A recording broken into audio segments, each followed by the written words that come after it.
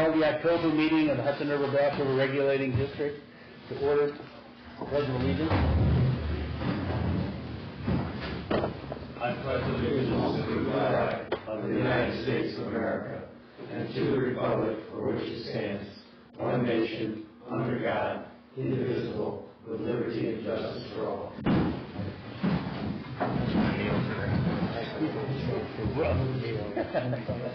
Roll call, Mr. Chairman. Mark Finkel. Here. Albert Hayes. Here. David Bergstrom. Here. Anthony Netta. Here. Jeffrey Rosenthal. Here. Robert Smollett. Robert Leslie. Here. Robert Fulton. Present. John Hudson. Here. Stephanie Rozicki. Here. Richard Ferrari. Here. Mr. Chairman. Thank you. There's no need for executive session, so I'd like a motion to adopt the meeting agenda. So moved. Second. Any discussion? All in favor? Aye. Any opposed? Introduction of guests. We have Dan Lowenstein from, I have to leave it down, I guess, doing that. And Joe Sullivan from Second Other Protection.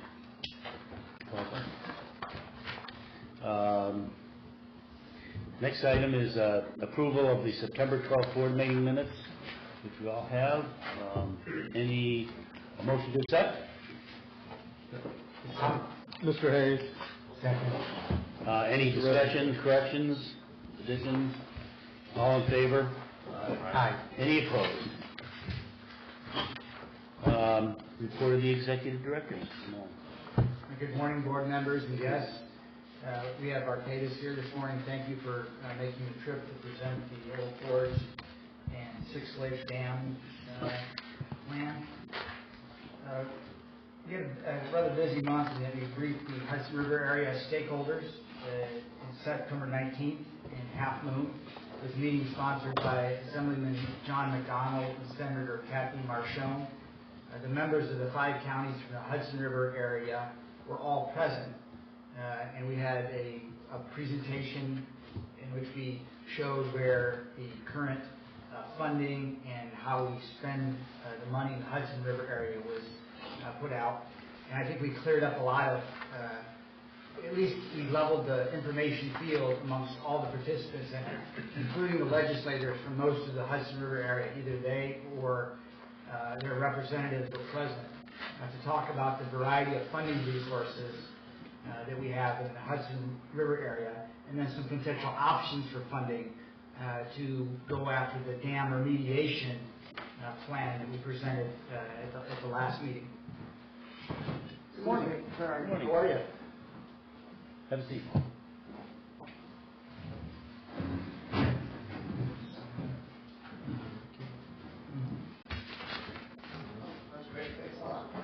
John? John? Perhaps you'd like to sit next to Mr. Sullivan over there. I can see my hair right. That's it.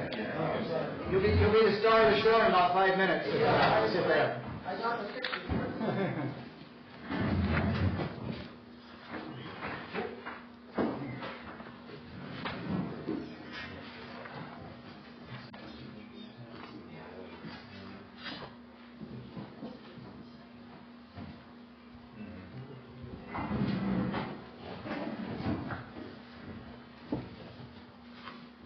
So we actually went through our current funding paradigm.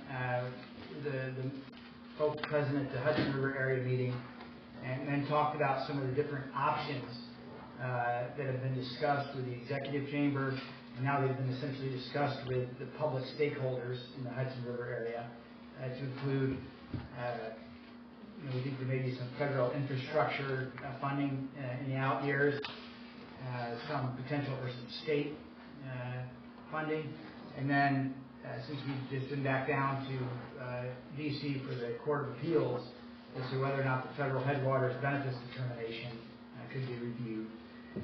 And so we basically leveled the information field amongst everyone there, and then the various parties had, from their perspectives, had different ideas for legislative fixes, the different things, including talking about the taxes that the district pays, and then some of the other options for funding, including One participant, opined that it was the state should fund the district operations more directly, sort of thing. So all the options that have been discussed in the past are still out there, and we'll continue to work the funding issue and our expenses as such.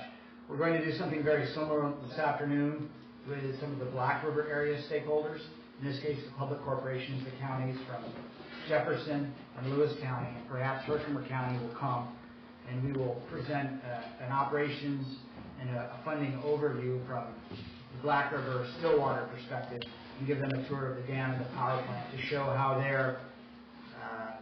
the money that they're assessed from the counties, the 60-some thousand from the counties is assessed, and how that plays out for value for flood control and flow augmentation in the Black River area. So part of our overall information sharing campaign, we'll do that this afternoon at 1 p.m.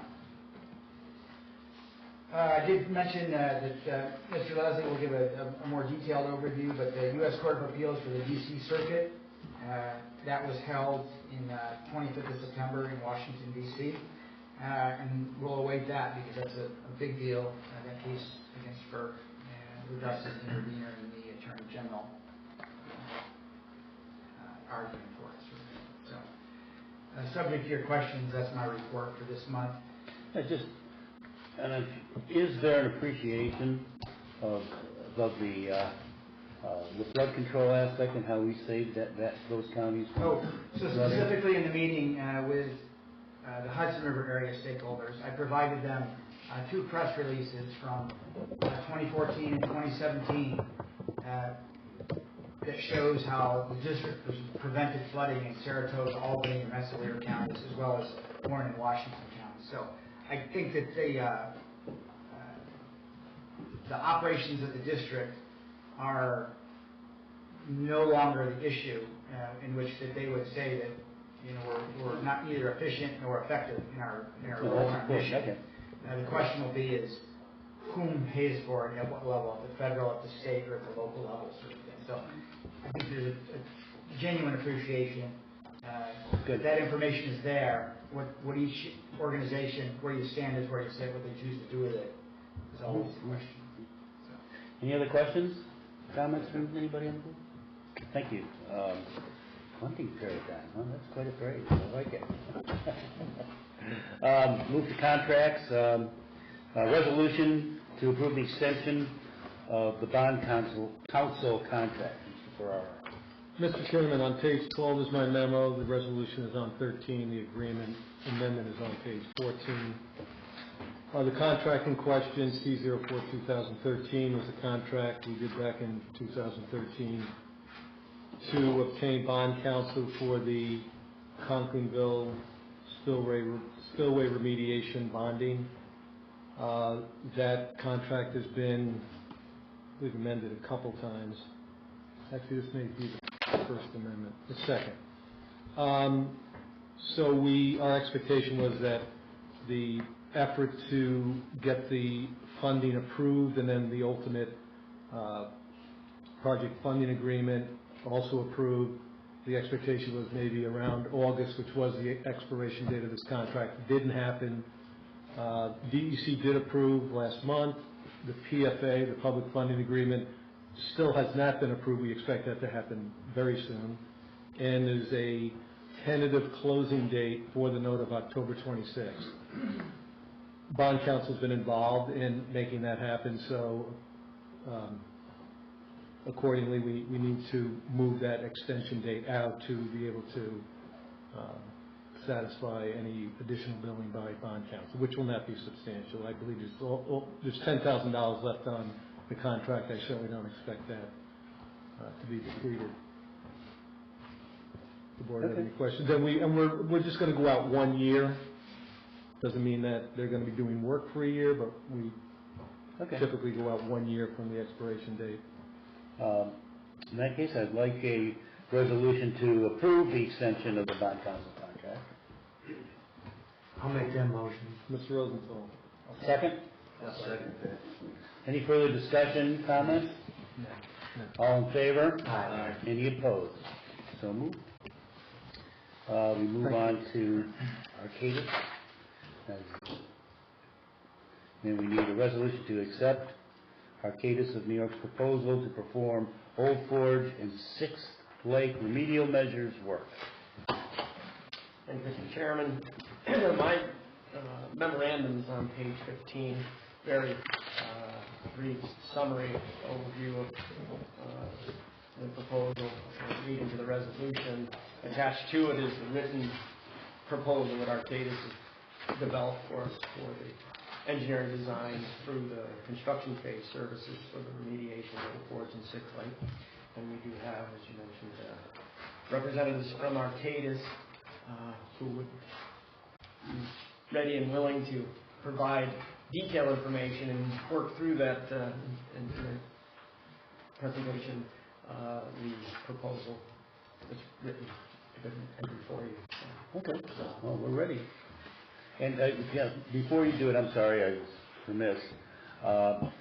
Ray Letterman and Mary Ellen Letterman or other guests that came in just after we started the meeting, and I didn't introduce them, so welcome. They're from the town of Webb. Right? Yes.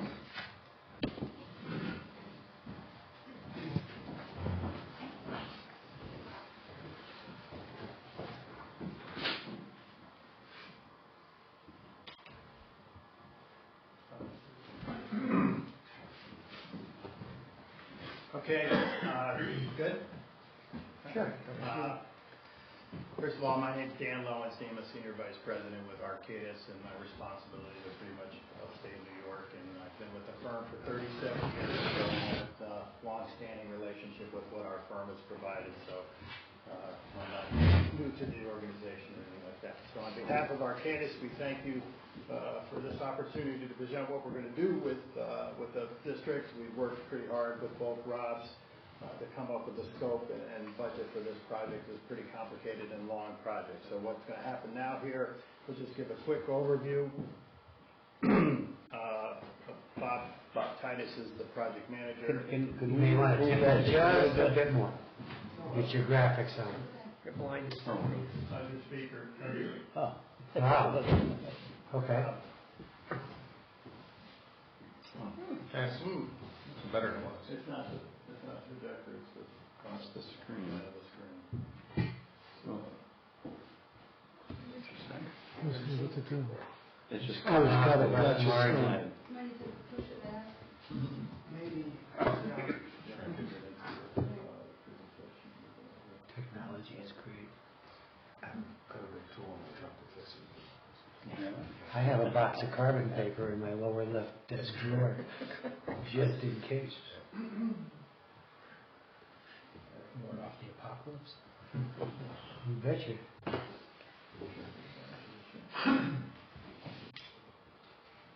Huh. See it there. You guys are engineers, right? Not IT. No idea. No, I would just let him go. That's good. We can figure it out. Got it. Now you've done it. Okay. Good. We'll figure it out. it's this one here, Bob. If you need a left, right on this. I don't think so. Oh, right. I think that more than anything. Oh, she moved the whole thing. Okay. All right. Don't worry about it. We're okay. Okay. So, here we go. Perfect. All right. So, Bob's project manager. He'll go over some of the details. I just want to go through some of the project goals, some of the regulations that are driving this whole project, so you should know that it's not just the will and the whim of the both Robs that they want to go forward in doing this. What are some key design components of it, the schedule, how long it's going to take to get done, and clearly the cost. So bear with me. Right, so this is fun. So project goals here, right? Obviously is to meet the regulatory compliance that's being driven onto you. So that's our goal, the top goal. But the secondary goal, which was really at the bottom, which probably would have said construction, is really to minimize your capital costs associated with the final implementation of the remediation. So it's going, obviously, always a balance to what is a good life cycle cost type design versus what's a first cost design. So you're gonna see a lot of iterations of that during the design, working with the district to see what is the best alternatives.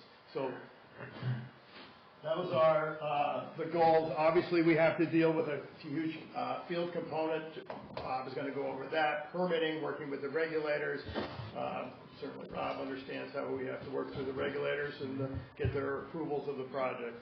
It's a little more complicated here than that. This is the project cost. This is perfect. You can't see what it is.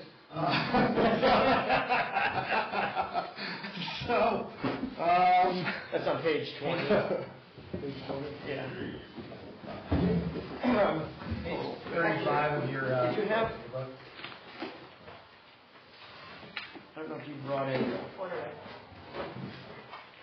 Page 35 of the board binder. Oh, okay.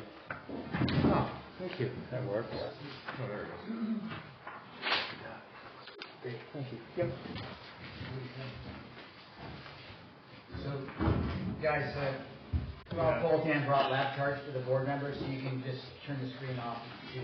Okay, that would be easier. We can just go page by page. The technology challenges, which are always exciting. Always there. Always there.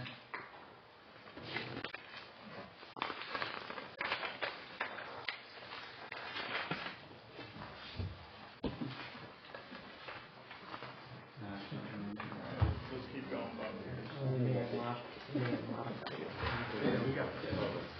Hard copies there. So you see the project cost.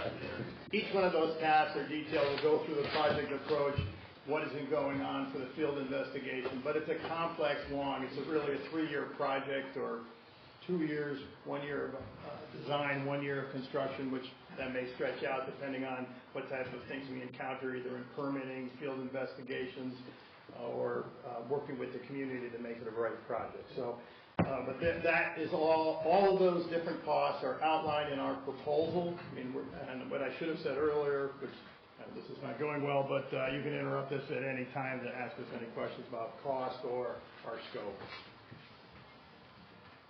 So Bob, they can see the project approach. Okay. So what I have set up here was showing each of the phases that we wanted to take the project through. The first one, which is off cutoff on the left, is the planning phase, and that's where we would just do the initial kickoff, the project team coordination setup, and then we would start taking a look at the previous analyses that were done. So there were some reports and some documents that were prepared previously, and we'll start digging into those and really start picking them apart and establish some regulatory baselines. So that'll establish where we can step off from in order to start working on the project. So phase 2, investigation phase, we really want to look at actually start doing the investigations, the field investigations, visual inspections of the dams, subsurface explorations, geotechnical, bathymetric, topographic survey, and potentially do some wetland flagging. And then the assessment phase, and that's where we really start getting into the nitty-gritty detailed computations, components of it, the hydraulic analyses. There were some of those that were done previously, and we're going to dig in and pick apart those and see if we can't improve them, and make the stability analysis as it speaks, as it is, using the geotechnical information we got from the investigation phase. We'll use that to do the stability and the seepage analyses, and then there are also some dam break analyses we want to look at. Really, that says validation. That's what we're doing right at this point. And then alternatives analysis. That's where we really want to put together 2 or 3 alternatives that the district can look at to see how they want to really do the final, how they want their final product to be.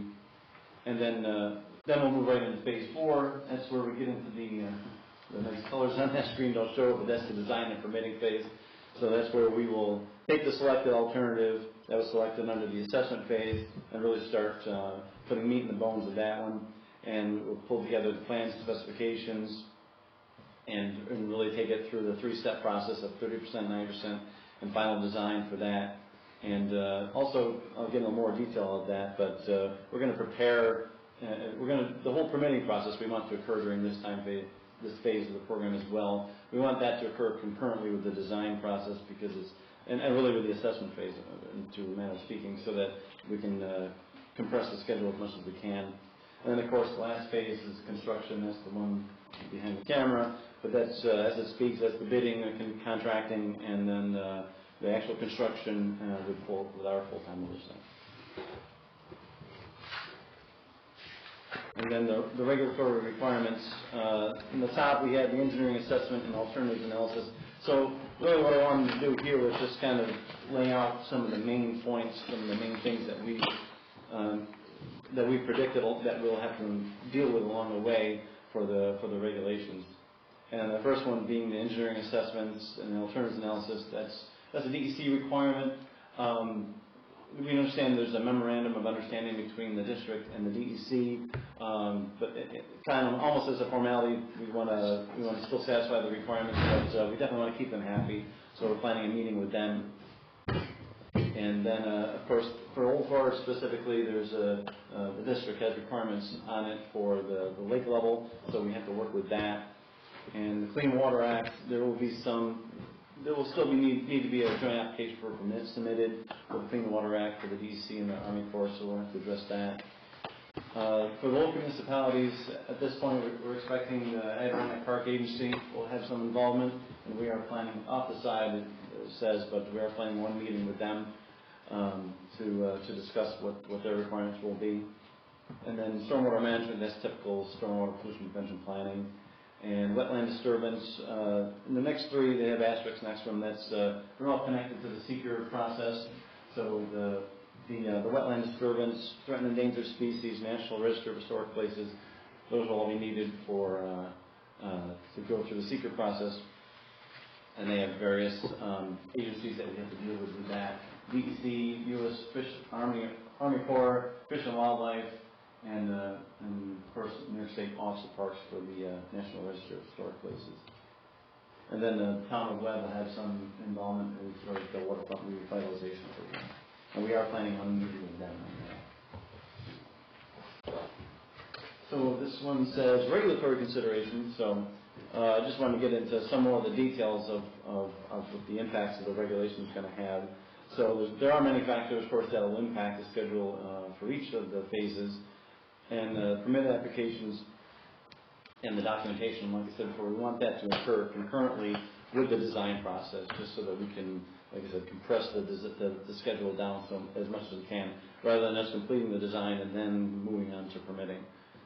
And another thing that we want to make sure that we do is, in order to assist the regulations, make it as easy as we can, is we just want to limit the areas of disturbance as much as we can.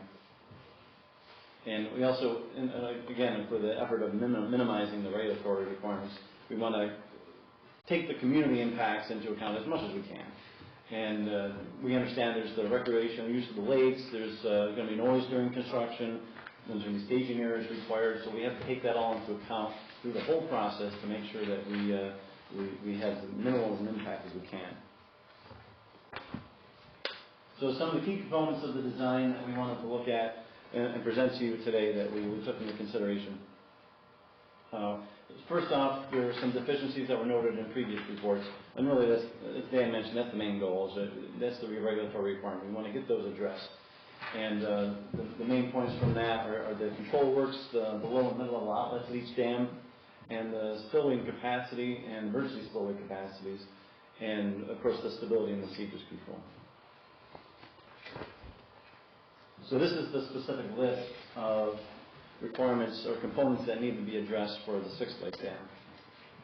So really, this is just a quick summary. And since, of course, it's cut off, I'll read through it. But first one is increase the spillway capacity. This is for Sixth Lake. Second, improve stability of downstream embankment slope. So there was some concerns about that, noted previously. And then, of course, we want to remove any tree stumps and root balls from the embankment to make sure that they don't cause a problem for the embankment stability. There's some riprap on the upstream slope that was noted to be deficient, so we want to make sure that's addressed. And there's some scour areas on the downstream edge of the dam at the gate interference That occurs at both ends actually, but at Sixth Lake, we definitely want to get that addressed. And there's some voids in the concrete in the left abutment wall that were noted. We'll get that fixed. And lower outlet capacity and the drawdown rate, that definitely needs to be addressed for this dam and reservoir. And there's some deteriorated concrete on the upstream face of the gate structure that we will repair. This is the specific list from Old Forge. So the first one is increase the spillway capacity. Second one, address the spillway stability. And then the third one, I know there's a low-level outlet on the dam already right now, but it's not functional at the moment, so we definitely have to get that addressed and make sure it's the right size to address the drawdown requirements. And there's some deteriorated concrete in the downstream face, just normal wear and tear from years of use. And address seepage at the dam outlet and structure interface. There's classic, whenever you have a concrete interface, there's no problem. And there's some trash racks that we got to get cleaned out or replaced. And this almost completely illegible slide, although it's on the screen, but of course it's cut off on the left. But what I want to do, we can go through the details of the schedule in a different picture if we really want to get into it. How much do you guys want to get into it? You folks want to get into it. So I have an image separately so that we can scan through it and pan around. What I really wanted to get out of this was the top section of this is really showing the 12-month period that we're planning for the design process, going through all the phases, the initial phase, the assessment phase, the evaluations, the design. So all that's captured, and you can see it's just the complexity. There's lots of steps to it, taking it through 30%, 90%, 100%. And then the lower quarter of this schedule is really showing the permitting process, really show that it's a lengthy process, and it's going to all occur concurrently with the design schedule, as much as we can do anyway. And this is showing the construction schedule that we were planning for. So this shows, on the top part, it shows a 6-month period for procurement. That's for the advertisement, the bid opening, the contract award. So we're planning a full 6 months for that. And then a notice to proceed, and then a gap for when we can, potentially, when the actual start of construction is going to be. And then it's cut off, but it is an 8-month construction period plan for the dams, and that's both dams being constructed at the same time, and within a single construction season. So in order to make this project successful, I just want to bring up some key points for that. So the schedule impacts. Excuse me. The first one is going to be the regulatory review time. So as I mentioned several times now, the permitting and regulatory documents that we put together are going to occur before the design. But there's always something that comes up. We all know permitting, we all know regulators. There's always something that happens. Somebody wants certain reviews and additional reviews and comments. So that can, of course, impact the schedule that we proposed. And then rain delays was the second line, and that, of course, comes out during construction. So obviously, weather is always going to impact whatever we're doing in construction. And the tourism season, as I mentioned, the water level in Old Forge is a concern. We want to make sure that the lakes are definitely continue to be usable by the public during the construction season. So that's going to impact how we put together the design, how we plan for schedule, and of course doing the work at both ends concurrently in the construction season in one 8-month construction schedule. That's an aggressive construction schedule. It's doable. But that may limit the amount of contractors that can bid on it. Maybe they don't have 2 crews that can do it, but that can impact the schedule. And on the property ownership and the access constraint. So that was the last one listed. So the dams are, of course, both on the district's property, but there could be something that needs to happen at the edge of the property. It could overlap, could be on the road right away, or we need a staging area that's on the neighbor's property. So we'll have to look at that all the way through this process to make sure that there's minimal impacts that are going to occur once construction starts.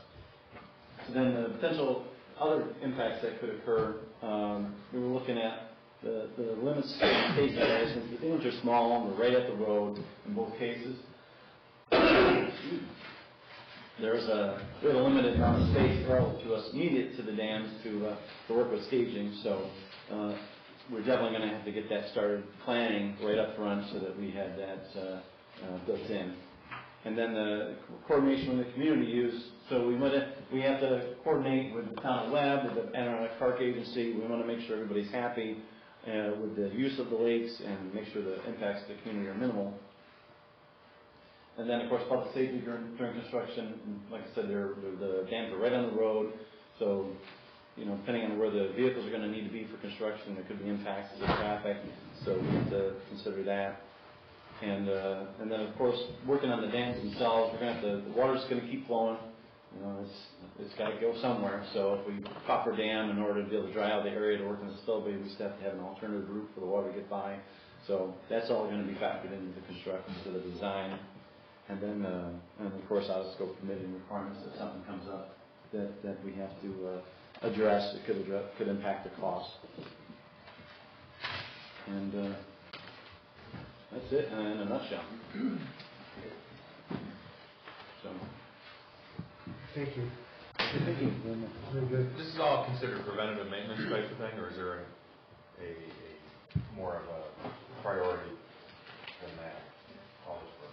Well, it's driven by DEC regulations and as a follow-up to our engineering assessment, which was completed, that identified deficiencies relative to the requirements of DEC and safety regulations. So it's a priority because we need to be in compliance.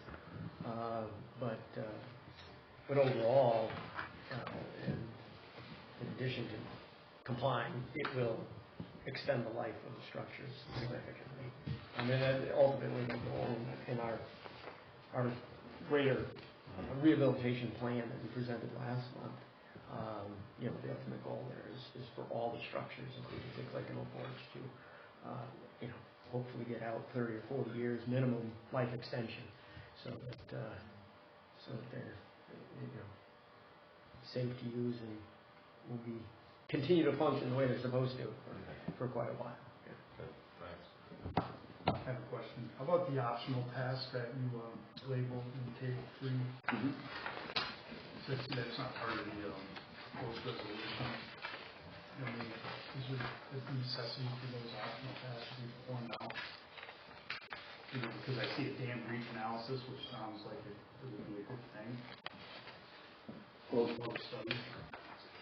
specifically for that item, anyways, the dam break analysis has already been completed. Okay.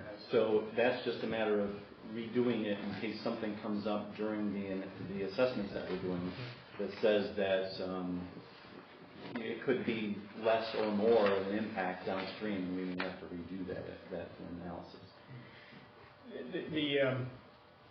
The hydraulic analysis, as well as the structural, Tony, are tightly related to one another. So since we've completed the work and we've identified the spillway design, flood elevation, and determined how that impacts the structures, one of the things that we can do is reanalyze that spillway design flood, and with an eye toward possibly bringing the flood elevation down on the structure, which will help to hopefully mitigate the potential for structural failure under that loading condition, and as a result of that iterative process, we may need to come back and revisit some of the analyses that have been completed. If we bring that flood down, and not only is the elevation reduced, but the flood flow is reduced, which will reduce the impacts downstream that are a result from the breach analysis that is completed for the structure. So to be as accurate as we can in identifying the breach impacts, we may have to and may want to, because it more accurately reflects what we believe will be the conditions downstream.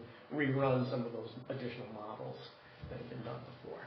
So, similar to Hawkinsville, we had a 70,000 CFS 600,000 cubic feet per second flow that we had to design remediation, initially design the remediation for at Hawkinsville. And through additional analysis, we were able to bring that down to about 21,000 CFS. So the impacts were significantly less. As a result of that, the mapping of the impacts due to the reach downstream changed. So a similar situation may occur at both of these facilities as we progress through the different analyses. Any other questions? You can help me with the definition. I'm sorry, I didn't. No, I'll I'm get just going to ask, may visitors ask questions, or I'll wait till you're done. I think so. Yeah, I don't see why not. I understand a lot of this, but what's a scour area? Scour is just something that gets torn up by the water flow. So when water's been, usually you get a lot of scour around a pier, around under a bridge, something like that. So it's just erosion. Okay, I just, it was a phrase I wasn't. Anybody else? No. We live on Fourth Lake, about a quarter mile from David, so. Our condolences. Our condolences. Oh, yeah. I'm here because the Fulton Chain Lake Association has asked me to come over. We're members of that organization, and it sounds like you're interested in keeping the stakeholders involved to some extent or informed, and that's what we're asking. And, we're hoping that the association and other, the Town of Webb's Property Owners Association and so on will be kept informed when there are going to be hearings or discussions, about the alternatives and so on. So that's all we're concerned about, is that we have input of communication. That's the key thing. I'd be more than happy to set up a dialogue with him and keep you up to date. Yeah, well, if there's, public meetings, or I'm sure you'll have some kind of an open meeting where that too, will be good. Well, I keep you informed on when the meetings are going to happen. I'll share information with you. That's great. And just so you know, we've structured, I'm sorry, I interrupted you. No problem. No, we're just asking for communication. That's all. And you have a board here. I live on one of the lakes, he lives on one of the lakes, you live on one of the lakes. So concern about the people who live along the lakes and use it for recreation is a prime concern. And all that stuff. The whole thing. Is a concern of ours. Yeah, okay, good. Thank you. Any other questions, issues? If not,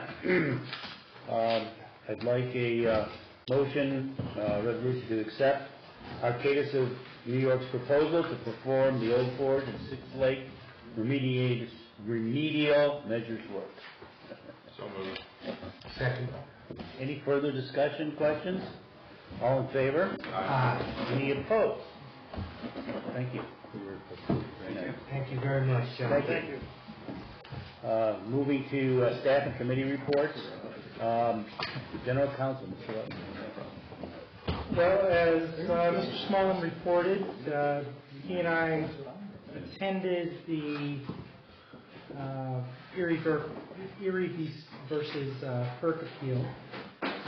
September 25th, the three-judge panel of the United States Court of Appeals for the District of Columbia Circuit heard oral argument in Erie's appeal of FERC's challenge, or FERC's orders.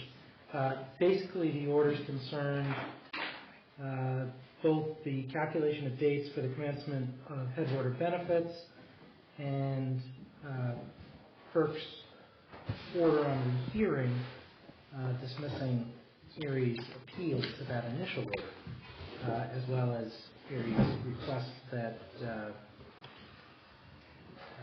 any enforcement of those orders be stayed. So basically, we went down, we participated with the Assistant Attorney General as they prepped the case. Board Member Rosenthal also had an opportunity to observe that moot court presentation, which we thought went very well. Hot bench. It was. It was a hot bench. They've done their homework. they clearly had done their homework. They knew where the potential confusions may occur, and Fred Brody, who argued the case, was very good at, I think, dispelling those confusions. In Washington, we had another chance to meet with Mr. Brody just before he had argued the case, and then accompanied them to the argument. As I said, it was a 3-judge panel. One of the panelists, one of the judges, clearly, I think, was arguing in our favor, asking questions that suggested she was keenly aware of the perspective of the district and not terribly sympathetic to Erie's position. Another of the panelists was as informed, but was kind of attacking it from a different perspective. And it wasn't really until the end of the argument that we felt his questions were coming from our perspective. The third panelist, nobody wanted to play poker with. Nobody would want to play poker with that woman, ever. She was absolutely stone-faced, asked no questions. So where that leaves us is cautiously optimistic. Obviously, you need 2 of the 3 votes in our favor. A ruling could come as quickly as several weeks or as long as several months. Ultimately, there's really no requirement that the court issue their decision on any time frame, on any timetable. And because really all that's at play is money, and it's between a government entity and a huge corporation. For one of those, the money is around there, the other is not. They may or may not get to this quickly.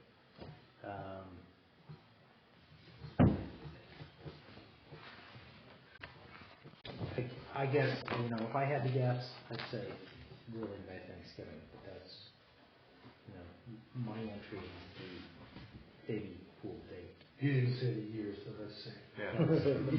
Thanksgiving. Is that cautiously optimistic? Thanksgiving. Yeah. Yes, exactly. How many times have I heard that? But the initial rulings from FERC were very favorable to the district. We believe that this will also be, and if it's not, we'll deal with fallout. This way. Any questions on that aspect? That obviously was the most important element, things going on this month. We have dealt with a few FOIL issues with a couple of chronic filers, chronic requesters, as well as starting to tee up some issues for permanent appeals or actions,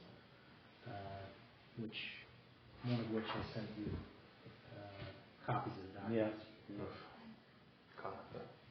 That was a long document. That was a long document. Oh, it was.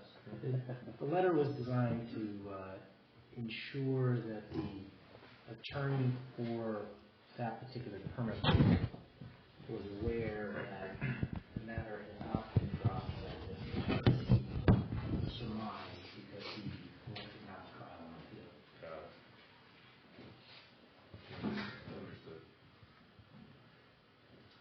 Basically, that's my report. Any questions for me? No movement on the Brea since 27? No. I right before the last meeting, we contacted the title abstract company, and they said, "Oh, absolutely, we're still working on this. We have something for you." doesn't surprise me a whole lot. It's a little bit of a complicated title, and you're not paying them a hell of a lot of money to do this. So I suspect we're not on the top of their chart. Simply because the value of the property is so low. They haven't been in up. And it's not something that we need to push right away. You know, for lack of push from our side and lack of incentive from their side, it's going to take a while to abstract that. Okay, thanks. Please fear, everybody at DEC changes before we get this. There's a lot of that going on. Oh, start over. Any questions? Comments? Thank you. You guys did a lot of work at Washington. Compliance officer. There you are. Like yours is sitting over there. That's what I was looking. Double duty. My report can be found on page 39. I attended the annual New York State MWBE forum at the Empire State Plaza. Since I'm going there, I'm able to have some face time with our MWBE analysts and the support staff that are located in New York City. So during the year, I usually only contact them by email. I was able to meet with several vendors, MWBE vendors, of course, and I'm hoping to be able to do some realization from them in the future. Our second quarter report is due the 15th. Our current spend date is $6,855. I also submitted our fourth quarter report to ESC. We're using them with Kingsbury, so their report will go to them each quarter. On pages 40, 41, 42, you'll find the contract status report. They're there for your review and satisfy the public authority section 2879 requirement. Please review those each quarter. Under the veteran program, our second quarter report is due October 31st, and our state green procurement agency's sustainability report that fall under executive order 4 and 18 were due. Those have been submitted, and SFO has received their annual IT training. The other offers will follow. If there are any questions, if not, that completes my report. Very good. Any questions, anybody? No. Thank you very much. Move to Chief Fiscal Officer, Mr. Farrell. Mr. Finkel, my report can be found on pages 43 to 65. Again, I'll focus on my summary page. Several items. Under current status of the EFC, Environmental Facilities Corporation bonding, as I pointed out in terms of the amendment for the bond council contract, we do have, we've secured DEC approval. We're waiting for the final approval for the project funding agreement, and we expect at this point a closing to happen on October 26th. The big posting for public authority reports did happen on September 29th. We did receive the independent audit report, which basically allows us to provide all of the information that releases all the other reports. So that's why that report is so critical. I did receive it on Friday the 29th. I was very pleased by that, and we were able to post, so we have all our reports on there before the deadline of the 30th. That's never happened before. We generally get it in that week. Significant disbursements. This past month for September and in the early part of October, we have now satisfied payment to all of the school districts for the Hudson River area. The total amount of taxes that we processed was $1,774,504.21, and to the district's great satisfaction, that increase was 0.5% over last year. That's the lowest increase we've ever had. So very pleased by that. What's the Kingsbury company? Say again? Kingsbury company. Kingsbury is doing the concrete work at Conklingville. Oh, okay. So that's another, and so we've been some fairly significant invoicing from Kingsbury. I don't think there was anything else other than that critical. And go back to the Arcadis proposal. I'd like to address just the funding, because it's $1 million project. So in terms of scale and scope, it's certainly in the Black River, probably one of the biggest projects in terms of dollars we've ever taken on. I just want to give the board a sense of how we're going to pay for that. Right now, my recommendation would be that currently the forecast Black River area surplus at the end of this fiscal year, June 30, 2018, will be about $1,800,000 and change. And I think that's clearly enough money to earmark $1 million of that to cover this particular project, meaning there'd be no need to bond, go out and borrow any kind of money. So I think that's a good position. With nevertheless an adequate fund balance. Yes. So that ultimate surplus will be refined as we go along, but again, because of, we're talking about $1 million and right now forecast at 1.8, I certainly don't see that 1.8 shrinking to some point because there aren't any other significant outlays in the Black River area other than their operating expenses, which is part of the forecast. So I just wanted to give the board some assurances there. And that is my report. Any other questions or comments? Thank you, as always. Chief Engineer, both hands. Mr. Chairman, my report begins with page 66. In the Hudson River area, we had slightly below average precipitation on both the Indian Lake and Great Sacandaga Lake watershed, and had about 70% of our historic average in below it, Great Sacandaga, and about 77% at Indian Lake. We are fairly close to our target elevation at Great Sacandaga, and slightly below what we refer to as the Indian Lake Association target elevation, where we do our best to try to give them a little bit more water, but all things considered, pretty much right where we would expect to be and want to be at Indian Lake also for this time of year. In the Black River area, we had about 50%,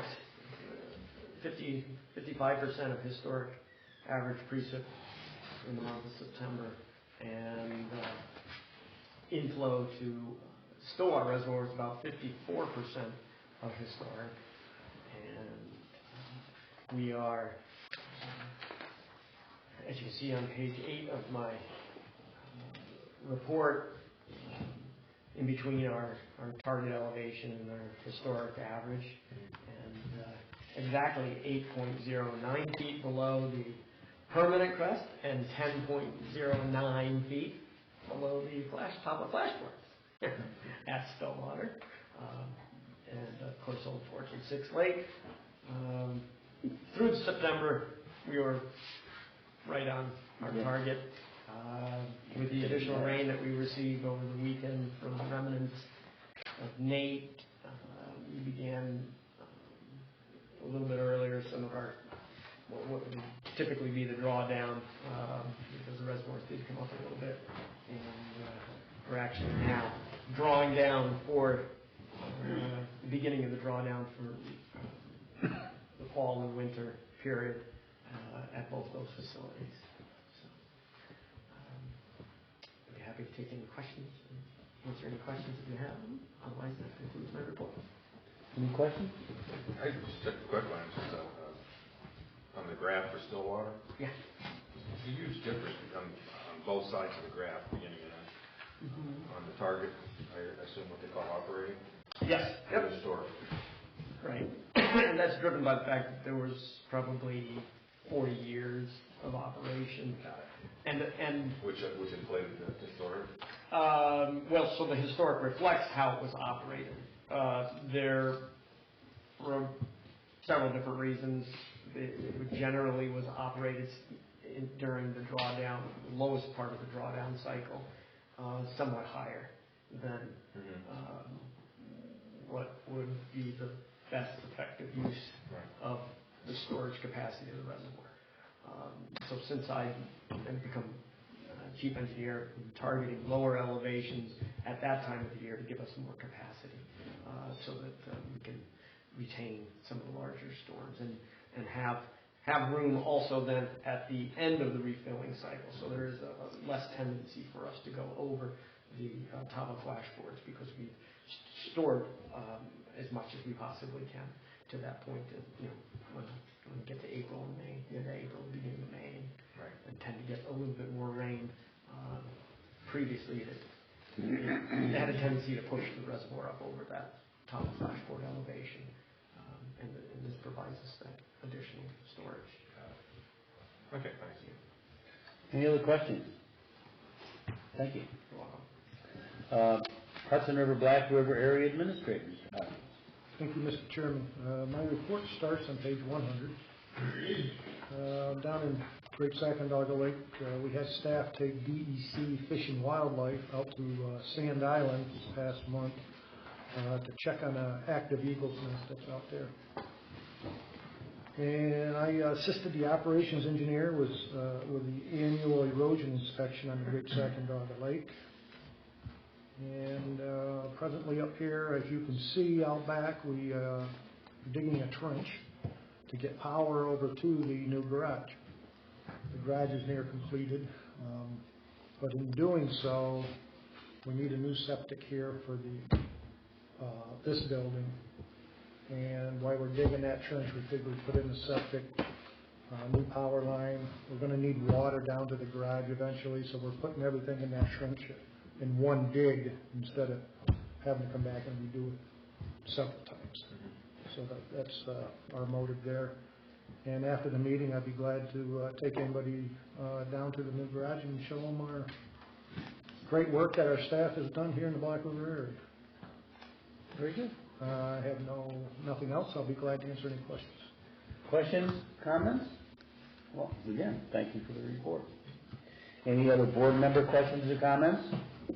I just want to thank you for including the revitalization, lakefront revitalization program into the framework for the dam remediation. I look forward to seeing what we can get out of it. Okay, I need a resolution for our next board meeting, which is November 14th in Warren County Municipal Building. So moved. Mr. Burkett. Second? Yes, second. Mr. Hayes. All in favor? Aye. Any opposed? So moved. And now a motion to adjourn. So moved. A motion to adjourn. All in favor? Aye. Thank you. Thanks everybody for attending. Thank you.